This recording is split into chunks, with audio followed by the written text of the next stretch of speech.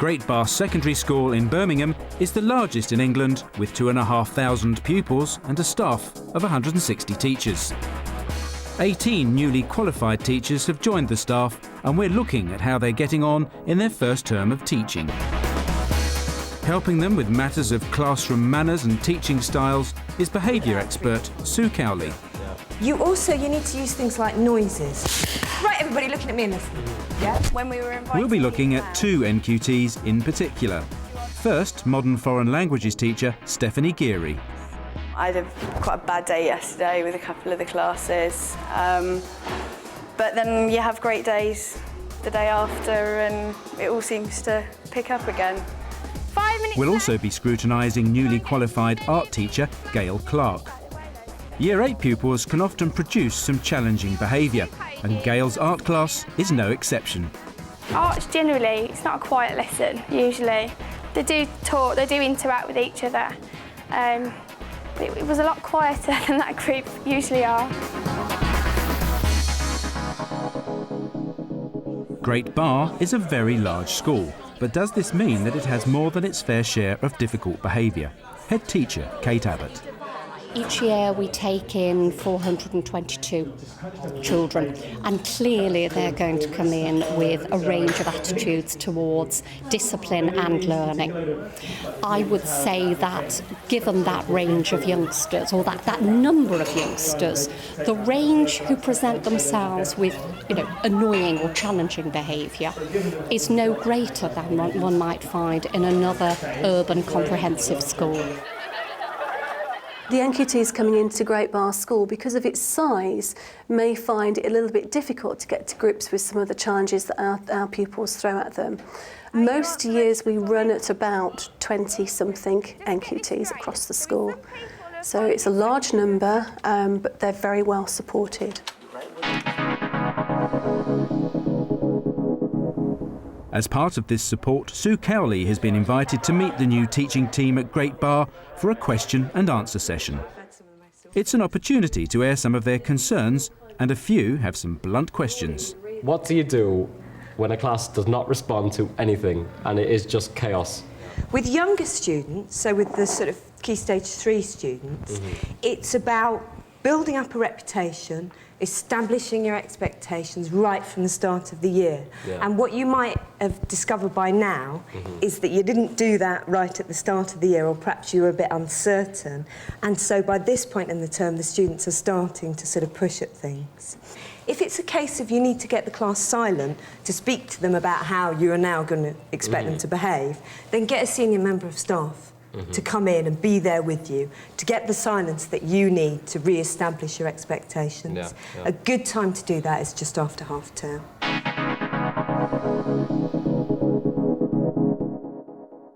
I have a Year 9 class and Year 11 class, and I have some pupils that are totally defiant of me. I think, as a teacher, you have to accept that you've got this child and they're 15 years old, so they're not really a child anymore, they're a young adult.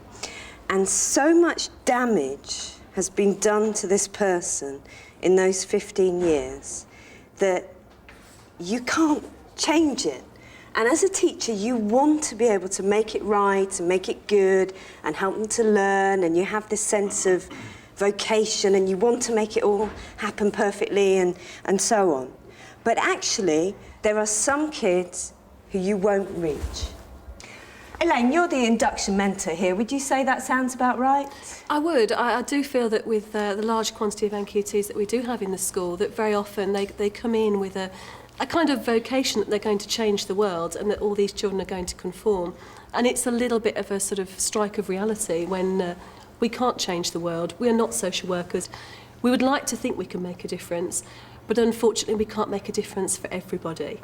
And I think maybe, perhaps, Chris, when I came in to observe your lesson last week, that there were perhaps a few personalities in there that you felt you were not winning with, and that maybe there was a bit of a guilty conscience going on with you there. Well, I'd take your point about thinking of going into a vocation to really try and change the world. And the school is in this sort of area where, although there are a lot of good kids coming in, there are some that, as you were saying earlier, sort of wanting to take people on and wanting to sort of try and shoot down authority figures. Why is that? Why do they swear at teachers? Anybody? I think in British schools it seems to be almost an accepted norm throughout the country. I mean, most schools you go to, teachers will complain of two things: that's low-level disruption and being treated the way we are treated. And I don't know. I think it's almost a national catastrophe that it's accepted. It is accepted. That's why they do it. I think in a good supportive school, it's accepted that it happens, but the behaviour itself is not accepted. So a student who swore at a teacher directly, you know, saying it without any sort of shadow of doubt it was meant, would be dealt with. And I would assume that at Great Bar... They will be excluded. It is unacceptable. Yeah. And some students may not be able to help that behaviour, but what the school can do is say, we will not accept our staff being treated like this.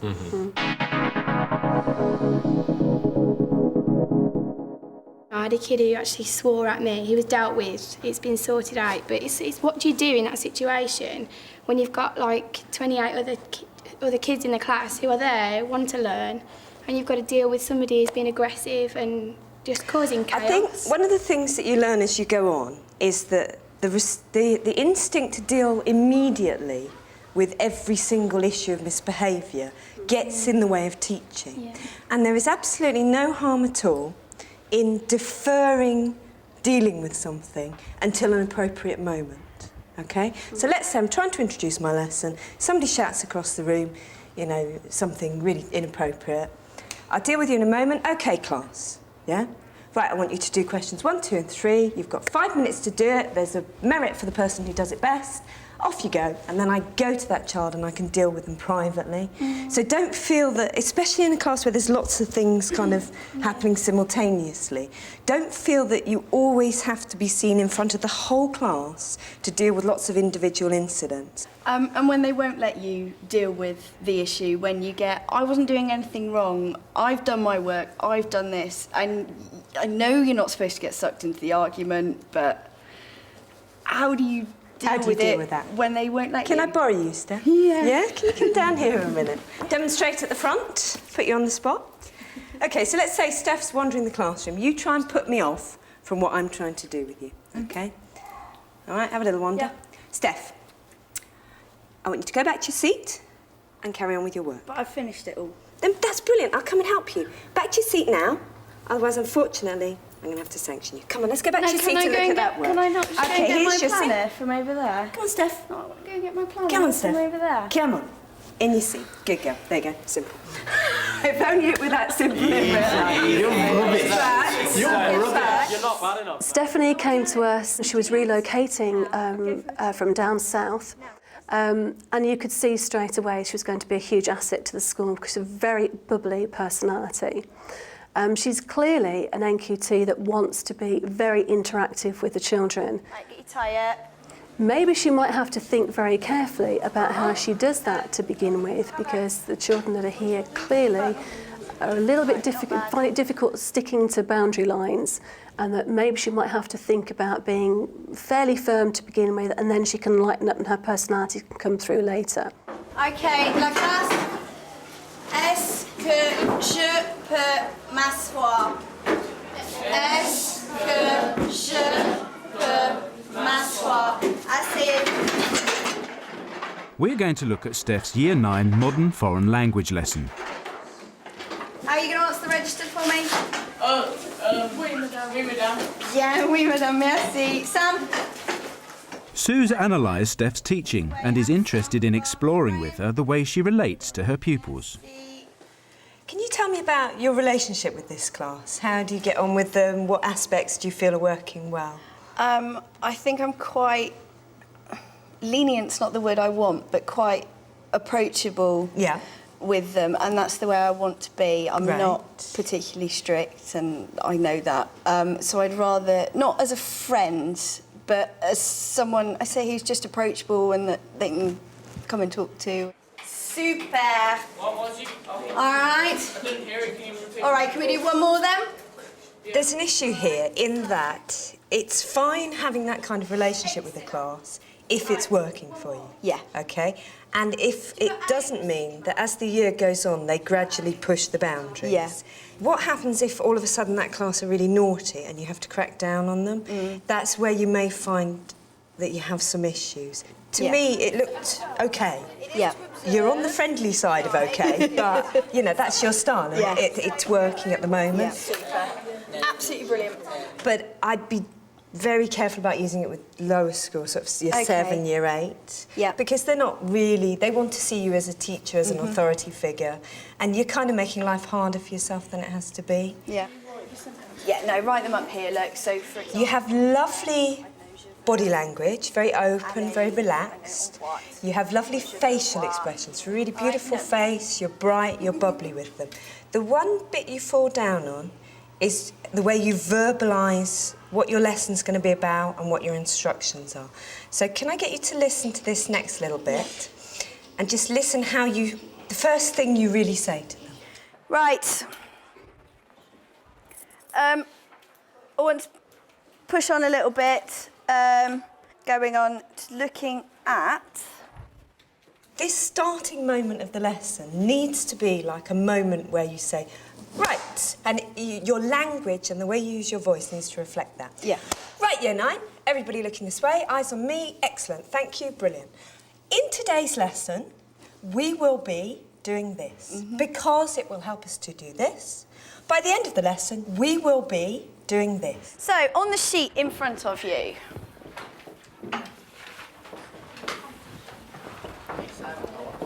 sorry? We're coming to a patch of sorries. Sorry.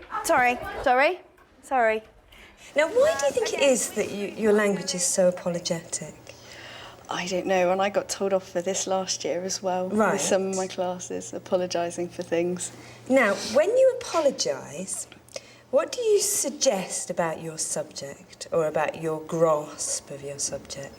That it's not what it should be. Yeah. Sorry, hold on. And I think that that's communicating itself to the students, yeah? And year 9, obviously, this is the last year before they either opt in or out of languages. And you should be getting them so buzzed about it that they all go, oh, I'm going to do languages because Miss is, you know, she's really cool and we'll do this fun stuff. Sorry, guys. Go on, then. One more minute. What we have to do. Right. I'd like you to tell me why this lesson has the lesson content it has. So it's very much a kind of whole class lesson. What's the word for train station? Say that again. There's no sense that they go off into little groups and chat, or when you do set a talking task, it's like a 2 minutes and then give me your answer. I've been a bit reluctant, actually, to let them go, so it's something I feel I need to bring in quite slowly. Right, and what steps are you taking or could you take towards making group work more? Oh, at the moment they're doing pair work. Right. And then we hope eventually to then get the pairs together and work together in 4s or sort of half the class or whatever, working on tasks. But right. I mean, one thing I would say in the children's defence is that if you never allow them to do group work, they will never develop the skills. And whilst they might not be terribly good at it when they start, they need to be given the opportunity to learn how to do it because it's part of the curriculum. Yeah. At the very least, you know, it's a skill that they're meant to have according to the curriculum. Yeah. Right. Who thinks then that they can give me one thing, one activity to finish off that sentence? Who thinks they can give me 2? There's scope in modern foreign languages, as there is in drama, for a lot of enrichment in terms of props and costumes and food and using the senses, and I just felt there was none of that in this lesson, and it was just very dry to me. And it wasn't the kind of, when you're in NQT, it's the time to experiment, because it's the only time in your teaching career when you've A, got all that support behind you, but B, nobody's going to tell you that you're a useless teacher if you have the odd lesson that doesn't really work. And it's a time when you should be taking those crazy ideas and thinking, OK, well, we're doing about meeting up with each other, so I'm going to give each kid in the class a card and they have to find their partner and they have to get up and they have to... Do you see what I mean? Or I would have brought in some cinema tickets and said, right, you know, these are 2 cinema tickets to a really good show, and the person who can do this will win these tickets, or, you know, give it some spice. Useful advice, but the preoccupation of most NQTs is one of class control and how to get the pupils silent. With some classes who know me and I know them, and I know that they're just having a bad day and they're winding me up, I will wait for 20 minutes, okay? But that is very rare, because what I will do is if after 3 minutes they're not naturally falling silent, they're unlikely to fall silent of their own accord, okay? And you then need to start adding strategies. So, if you, for instance, have a break after the lesson, you look at your watch, draw a circle on the board, and stand and wait for a minute. At the end of a minute, write a 1 in the thing. Wait another minute, 2. You should find by the time you get up to 3, they've sussed what's going on, okay? I mean, the most extreme I've ever got is where I had a class, it was a Year 8 drama group, bottom set, really difficult kids, and it'd taken me a term to get them to the point where they would even be silent for me to introduce the lesson. And I got so frustrated that I put a video camera in the corner of the room, and as they came in, they said, "What's that, miss? You can't film us, that's infringing our human rights." Anyway, I said to them, well, look, it's like this. I spoke to the head, said I can't get them quiet, so I can't teach them. So the head said to me, videotape the class, I will watch it after the lesson. And they were silent. You need to use things like noises. Right, everybody looking at me and listening, yeah? Now that is, I'm not talking to the class, I'm just getting their attention. It's also, getting silence is something that you establish from day one. And as an NQT, because you're not aware of how to do that, you sometimes end up talking over classes and then the expectation slides, and it's how to get them back to that point. Back in the classroom, Sue's joined Steph for her Year 9 French lesson. She's going to be taking a closer look at her teaching style. She's also hoping to see Steph break away from whole class teaching and is keen to see her develop a more creative approach. From the moment you get your item, you're going to have, how many minutes? 3? 3. 3 minutes to find as many words relating to that item as you can. So nobody must start until we say go, because you're all going to start at the same point. When we say stop, you stop writing, because what you're going to do is you're going to pass around. So, somebody tell me what you're going to do when I say go. You tell me what you're going to do. You're going to look in the dictionary for words connected to your item. How long have you got? 3 minutes? Brilliant. What happens at the end of 3 minutes? You're going to stop. Shh. Any questions? Hands up? No? 3, 2, 1, go! Okay.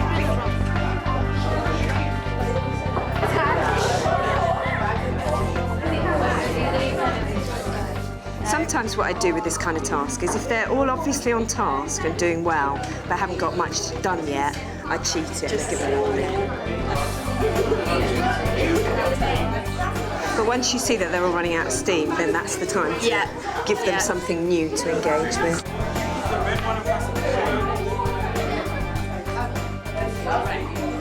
In this kind of situation, a bit of pace injected actually makes everybody take part.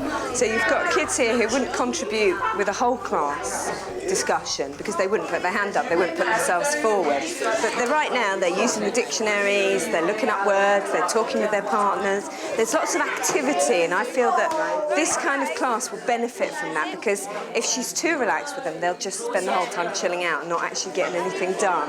So this kind of pace really helps up the ante a bit with them. I've got a better one for that one for you. Lads. Well, how lovely to be in a classroom where there's laughter but also learning taking place. Oh, voilà, class.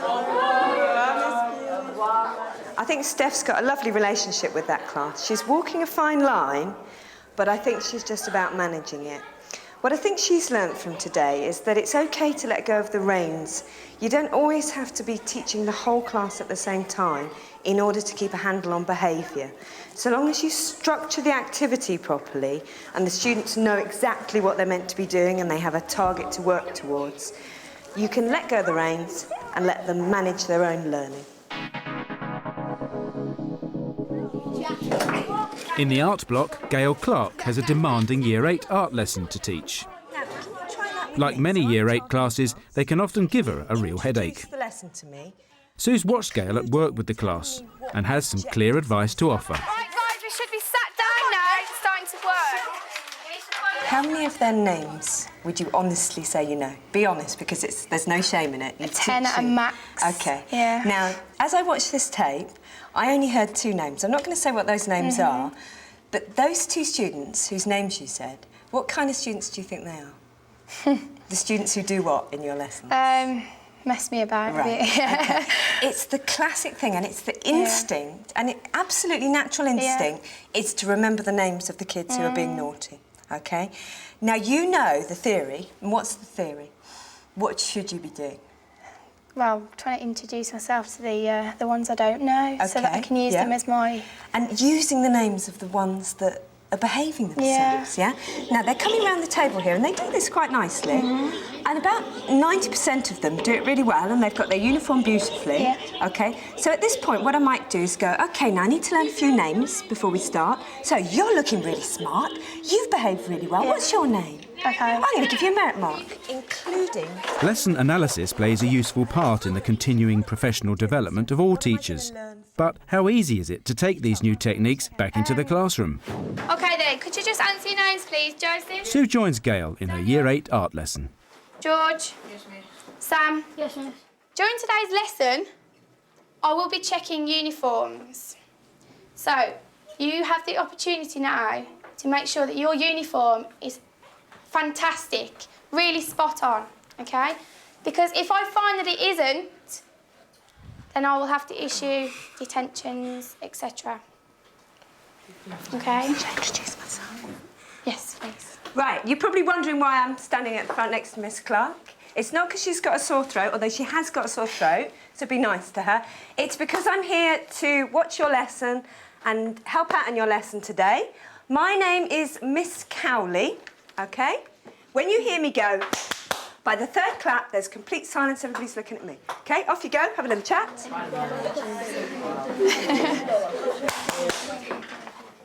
Oh, not nearly quick enough. Chat. Bob, Tim, Spider-Man, Jim. That was perfect. Fantastic. I'm going to set you a target.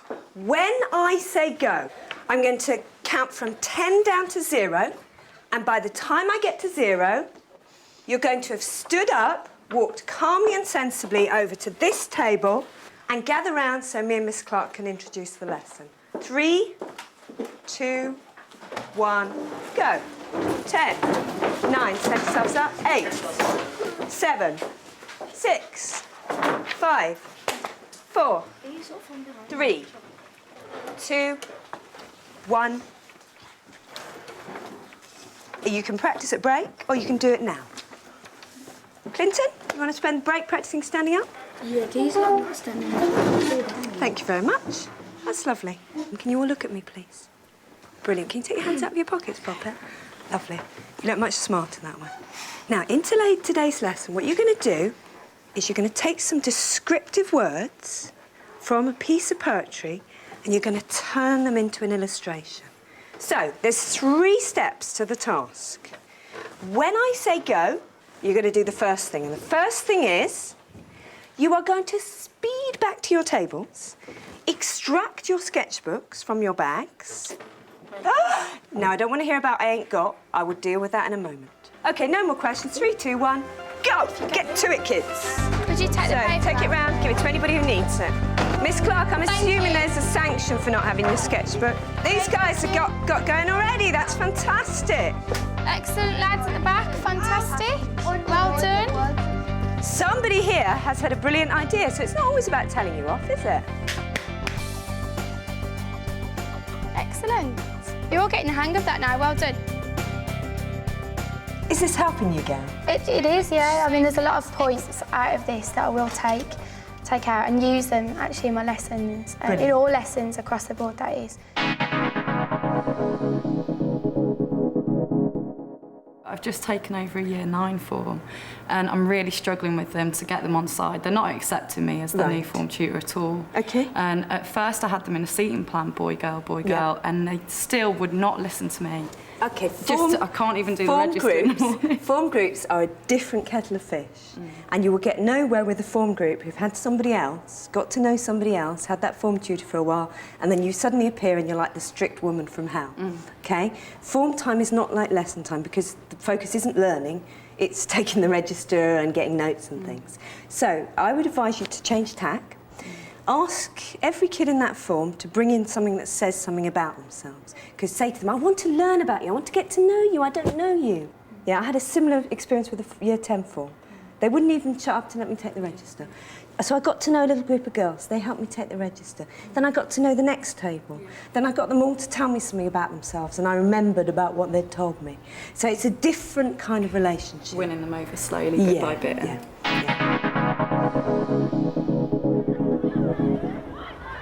The thing to remember when you start out in teaching is that the job you're doing is so vital, so important, and that for every bad lesson and bad, difficult class, you know, 20 out of those 25 kids will have learnt something, will look back on their time with you as something really positive.